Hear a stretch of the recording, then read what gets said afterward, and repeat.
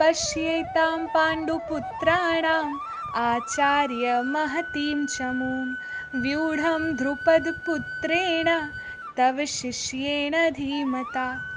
भगवत गीता के प्रथम अध्याय के तीसरे श्लोक में दुर्योधन अपने गुरु द्रोणाचार्य से कहते हैं कि हे गुरु, देखिए आपके प्रिय शिष्य धृष्टद्युम्न ने पांडवों की सेना की व्यूह रचना कितनी बुद्धिमता से की है।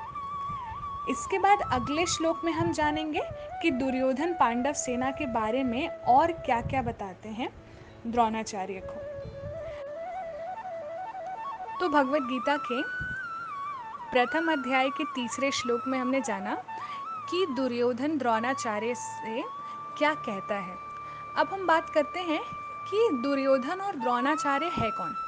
जैसा कि हमने स्टार्टिंग में ही बताया था कि दुर्योधन अपने गुरु द्रोणाचार्य से ये कहता है, तो हमें पता चल जाता है कि जो दुर्योधन है उनके गुरु ही द्रोणाचार्य हैं। लेकिन हम आपको बताते हैं कि द्रोणाचार्य सिर्फ दुर्योधन या कौरवास के ही गुरु नहीं हैं। द्रोणाचार्य एक ऐसे महान गुरु हैं जिन्होंने पांडव, कौरव और धृष्टद्युम्न जो कि ध्रुपद के बेटे हैं उनके भी गुरु रहे हैं। तभी द्रोणाचार्य ऐसा सुनते हैं दुर्योधन से कि वो उन्हें बोल रहा है कि गुरु, देखिए आपके प्रिय शिष्य धृष्टद्युम्न ने पांडवों की व्यूह रचना कितनी ही बुद्धिमता से की है। तो वो ये बताना चाहते हैं कि देखिए हम भी आपके ही शिष्य हैं और धृष्टद्युम्न भी आपके ही शिष्य हैं और वो जिनके लिए लड़ रहे हैं वो पांडव भी आपके ही शिष्य हैं।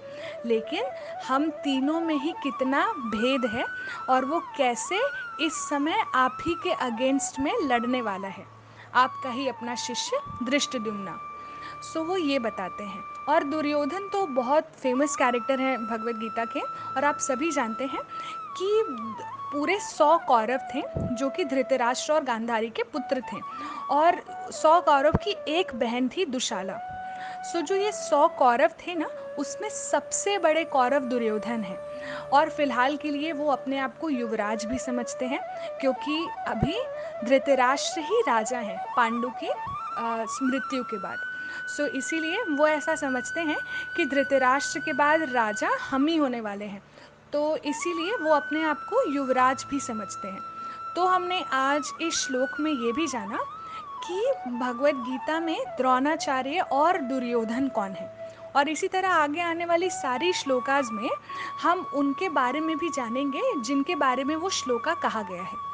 सो हम आशा करते हैं कि आपको हमारे वीडियोस पसंद आ रहे हैं। इसी तरह हमारे ऊपर प्यार बरसाते रहिए। जय श्री कृष्णा, जय श्री राम।